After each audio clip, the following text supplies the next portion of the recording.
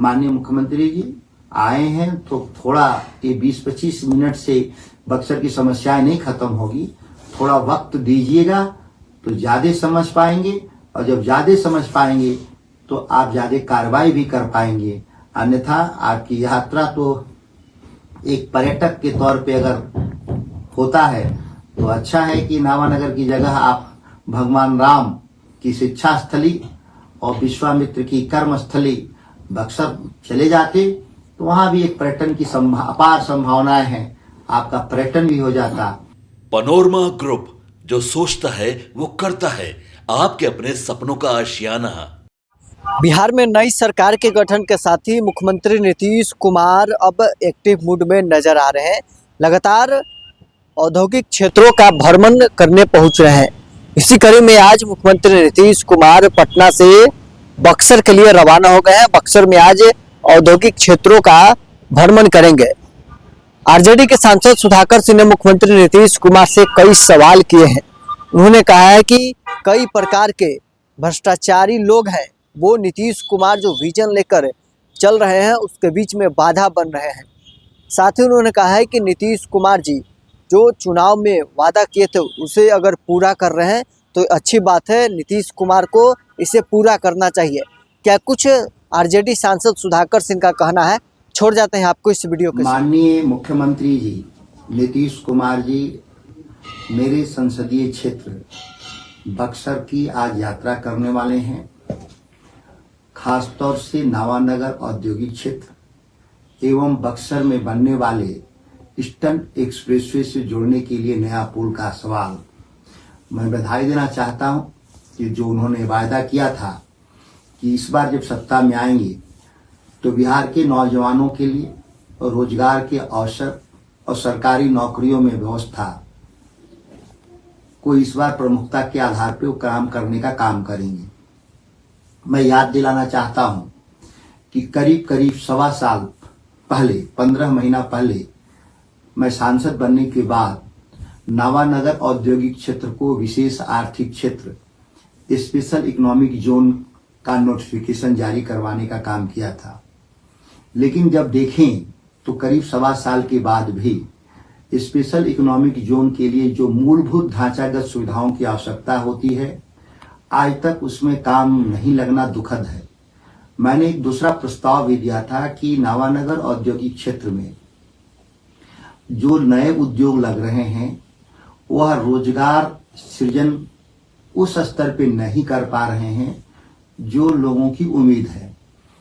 एक महत्वपूर्ण सवाल ये है कि वहां पर बड़े उद्योग इसलिए नहीं लग पा रहे हैं क्योंकि वहां पे बिजली की व्यवस्था, जो पावर ग्रिड कारपोरेशन के तरफ से ग्रिड की स्थापना होनी चाहिए, पिछले 1 साल से मैंने बिजली विभाग के पास, पावर डिपार्टमेंट के पास 3 बार मैंने व्यक्तिगत तौर पर मिलकर के इस बात को याद दिलाया। उद्योग मंत्री को भी मिलकर मैंने याद दिलाया कि जब तक आप पावर बैकअप की ठीक व्यवस्था नहीं करेंगे उद्योग आगे नहीं बढ़ पाएंगे। एक तीसरी चुनौती भी है वहां, वो है कि पानी की उपलब्धता। पूरा एरिया वाटर डार्क जोन है जिसके चलते खेती नहीं हो पाता, इसलिए एक अस्थायी तौर पे वहां पे पानी की भी व्यवस्था के लिए गंगा से एक पंप लगा करके आप उसमें पानी की व्यवस्था कर सकते हैं। 2-3 मूलभूत समस्याओं को सुलझते ही औद्योगिक विस्तार वहां तेजी से होगा। यह बात सही है कि पिछले 1.25 साल के भीतर जब से मैं सांसद हूं, वहां कोको कोला, पेप्सी और जेके सीमेंट जैसी बड़ी कंपनियां वहां आई हैं। लेकिन इस औद्योगिक क्षेत्र को आगे ले जाने के लिए जो हमारी 3 मांगे हैं उसमें मुख्यमंत्री जी को तत्परता से ध्यान देना होगा। दूसरा जो सवाल है, जो गंगा पे जो पुल बन रहा है वो बक्सर के बक्सर में लगने वाला ट्रैफिक जाम का स्थायी निदान नहीं है, क्योंकि शहरीकरण के बढ़ते दबाव के चलते पूरा गोलंबर का जो एरिया है वो काफी घनी आबादी हो गई है। इसीलिए 1 साल पहले से लगातार मैं भारत सरकार के केंद्रीय मंत्री नितिन गडकरी साहब से भी मिला था, बिहार के मुख्य सचिव से भी मिला था कि बक्सर में एक बाईपास का निर्माण करना होगा और गंगा पे एक नया पुल बना करके बलिया से जोड़ने का काम करना होगा। शहर से करीब करीब 10 किलोमीटर के और आगे जाकर दलसागर जो टोल गेट है उसके आसपास से एक नया बाईपास तैयार करके उत्तर प्रदेश गंगा पार करा करके बलिया साइड में ईस्टर्न एक्सप्रेसवे से जोड़ देने से जाम की जो ट्रैफिक जाम की समस्या है बक्सर शहर के लोगों का स्थायी निदान है, लेकिन अभी भी उस पर कोई भी ध्यान देने को तैयार नहीं है। इसके अलावा बक्सर की और भी कई बड़ी समस्याएं हैं। माननीय मुख्यमंत्री जी से अनुरोध है कि उस पर भी आप विचार करेंगे। मैंने दो बार आपको पत्र भी उस मामले में मैंने लिखा है, लेकिन उसमें बहुत आगे नहीं बढ़ा है। खासतौर से जो कनेक्टिविटी को लेकर के बक्सर शहर से जासो मोड़ होते हुए डुमरांव तक 2 लेन की सख्त आवश्यकता है। कुरान सरैया से सरंजा होते हुए चौबे जी की छावनी तक उसमें भी एक 2 लेन रोड की बहुत सख्त आवश्यकता है, ताकि पूरे जिला के बक्सर जिला के ट्रैफिक की समाधान और सड़क जाम से निजात मिल सके। एक पावर ग्रिड की स्थापना नवानगर में हो जाने से इंडस्ट्रियल यूज के अलावा भी डोमेस्टिक और एग्रीकल्चर के लिए भी आसान रास्ता हो जाएगा। खेती के लिए जो बिजली की उपलब्धता है वो 8 घंटा से बढ़ाकर कम से कम 18 घंटा करने की आवश्यकता है। सबसे बड़ी बात है कि किसान धान पैदा किया है, लेकिन माननीय मुख्यमंत्री जी अभी तक धान खरीद बक्सर जिला में, कैमूर जिला में, रोहतास जिला में नहीं शुरू हो पाया है। और यह 2 विभागों के आपसी टकराव कहें या लापरवाही कहें या आपके समन्वय, चूंकि मुख्यमंत्री के तौर पे आपको समन्वय भी करना होता है 2 विभागों के मतभेद में।